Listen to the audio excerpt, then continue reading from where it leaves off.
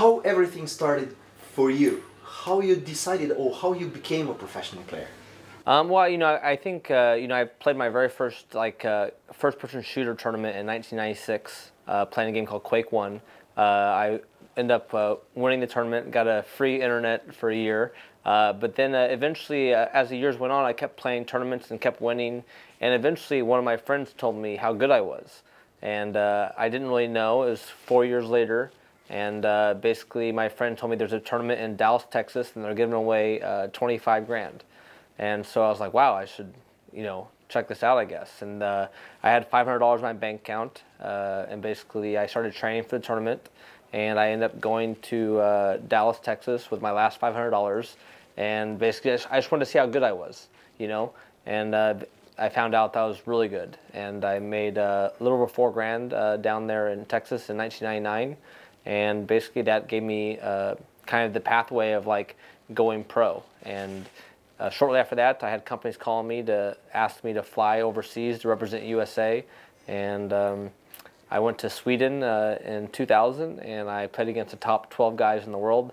And I walked away from that tournament winning 18 games straight and losing 0. So I was put right on the map pretty affirmatively. So it was an amazing feeling to win so many matches, and after that day, everyone knew my name. When you were 15, were you thinking about the fact that at some point you're gonna win your existence and everything from gaming? When I was 15, I didn't really think about, making a living playing video games. I just loved playing, I loved playing the games, and I loved, beating my friends. There's all the satisfaction in that, so... Yeah, so I think it was 1996, 97, I played another tournament just outside my town, about 3 hours out, and 120 kids came to compete and play. And I won that one, and I had a little piece of paper that says champion on it. And so I went to school, and every day in algebra class and math, I always had the piece of paper in my front thing, and the friend behind me was also, he likes playing the same game, so I always open it up and go, champion, And so it was always a bragging point, and for me, gaming was very pure back then. It was all about just having fun and winning. How much time were you playing at that time, when you were 15, 16? Because right now a lot of people in Romania at this age are playing a lot of games, and they have a lot of confrontations with their parents and so on and so forth because of spending too much time in front of the PC and so on. Yeah. So how much were you playing at that time? Between the age of 15 and 18 years old, I would say I would play like an hour a day to about 6 hours a day. That was basically a long day would be 6 hours. Obviously when I got closer to going pro and going to that tournament, I was playing 10 hours a day because I was really putting the pedal to the metal and working on my craft and trying to make sure I was as well prepared as I possibly could be. But as a young teenager I was playing 1 to 6 hours a day. My parents actually grounded me for 9 months. One time. So for 9 months I played none. But I would say typically if I was not grounded or in trouble, I was playing 1 to 6 hours a day. What were they saying after you became successful in playing games and earning money? It took a long time to impress my parents that I could make a living playing video games. You were impressing the world, but not your parents. Yeah, pretty much. I mean, the world knew of my name and knew I was winning, but I think my dad was supportive because he understood my competitive drive. He's a very competitive person too, so he understood I was doing that. But the longevity, where's the future? After you win these tournaments, what's the future?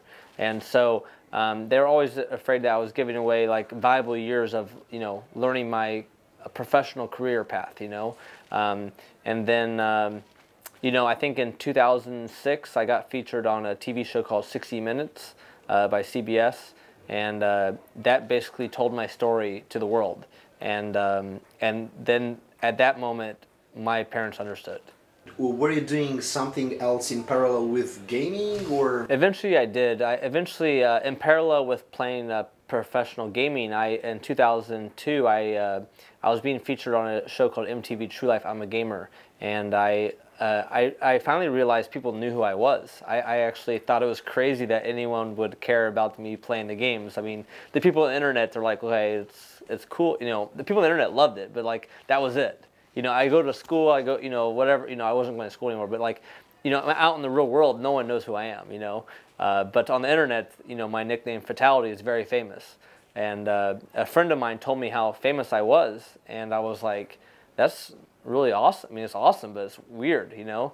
And then I basically was like, well, maybe I should, you know, do something with this. So I started making mouse pads for gamers, and I started making motherboards and other products. I was making money as a professional gamer, but I was making more in business.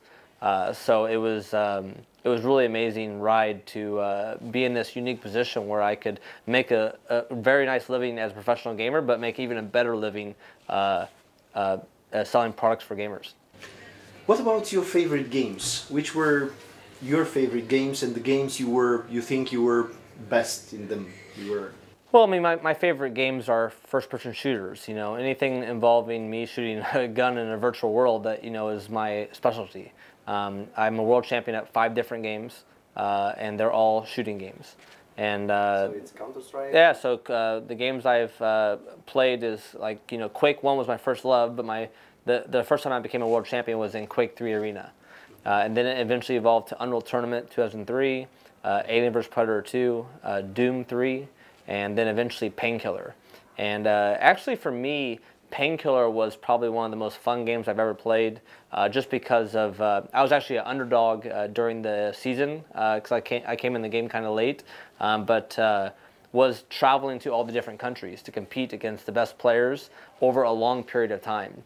Instead of it just being like 2 tournaments a year, there was like 10 tournaments in 1 year. So for me, that was so much fun. Every tournament there was you know, 15 grand for first place prize up for grabs.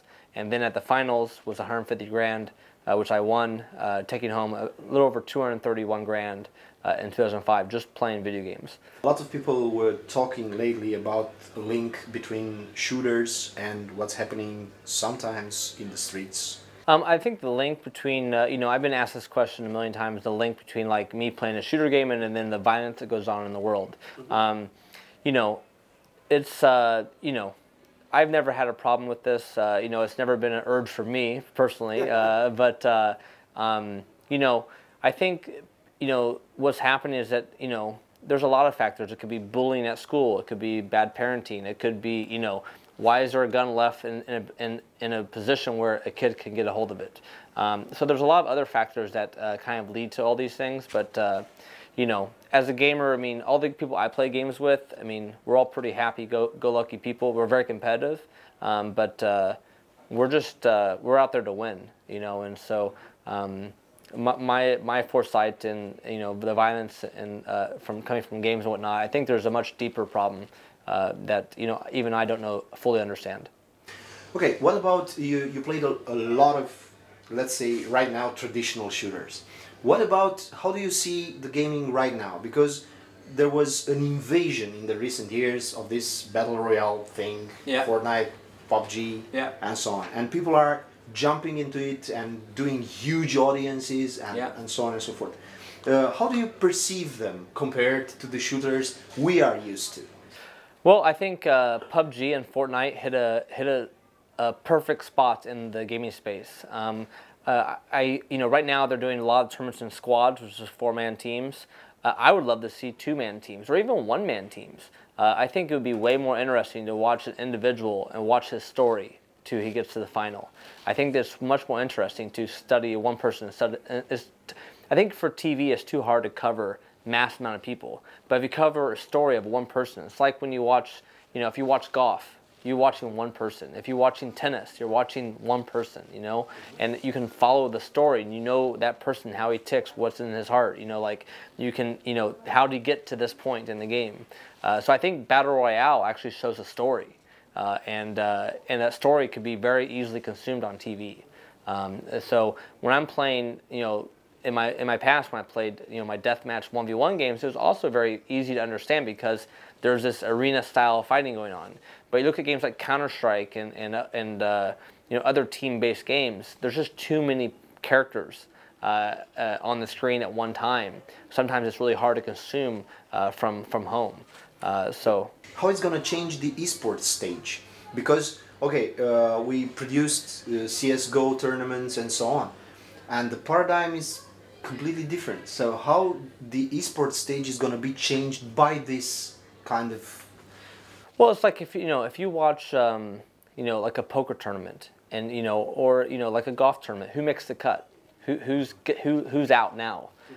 Those are stories, and those are like interesting things to interview people about, like what happened, how to go, how did you get yourself in this position, and you hear all the stories, and there's just more stories to be told, and eventually there's gonna be a winner.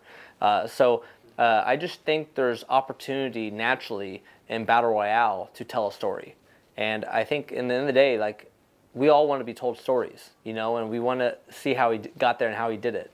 And there's always might be that one crazy guy who's just like, he's balls to the wall every time he gets on the stage or every time he gets in the arena. He lands and he goes and finds trouble, But, that's the cool thing about it, is like how did they get here? And I think the production for these type of games are not there yet. But what I'm telling you right now is I think is the future of like Battle Royale telling story time, So we are moving from teams to individuals to their stories. This is my own personal view on the whole thing. Is I would much rather follow individuals than a team. This is my own. I'm an individual player. I mean, I have 11 world championships in one-on-one, so I like one-on-one. I like where all the pressure's on my shoulders, But I also have a championship in team play, and I understand why team play is so much fun, because you have that chemistry with your teammates, and then you win the championship and you all hug together, And I've lived that, and it was an amazing feeling. But I think as Battle Royale is becoming a very big game, I think it's interesting to have maybe 1,000 people that play, and you have a 100-man bracket 10 times. And then the top 10 players from those brackets then are in the finals. They made the cut. I think that would be fascinating, and it would build more to the story. What about the extra skills needed added to this kind of games? I'm thinking right now about Fortnite, where you don't have to be just a very good shooter and so on, and you have to have building skills and so on. What about this kind of addition? What do you think about it? Well, I think Fortnite with the building mechanic actually made the game a little bit more skillful in some regard.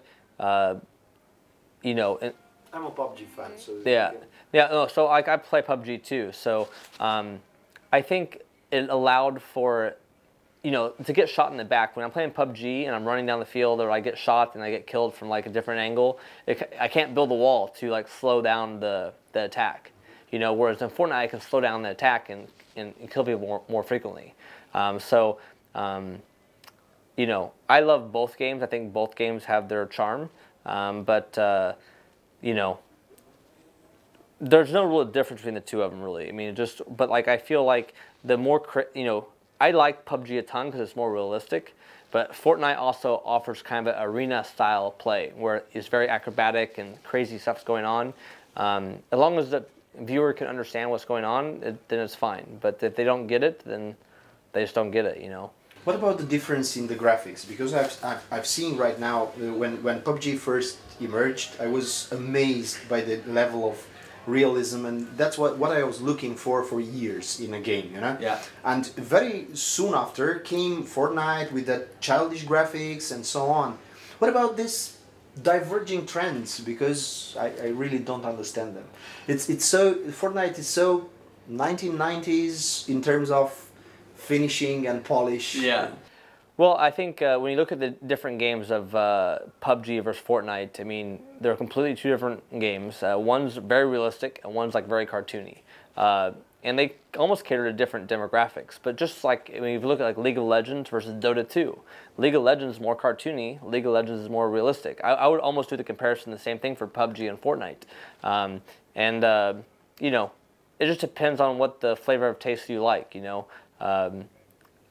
Fortunately for game developers like Fortnite, that game runs very well on everything. PUBG is a little bit harder on the machines, so it's a little harder to run. So Fortnite might get more users just because it's more acceptable to everyone's computers versus PUBG being more difficult and more expensive to get into the game. I think that's it. Okay. Okay, thank you.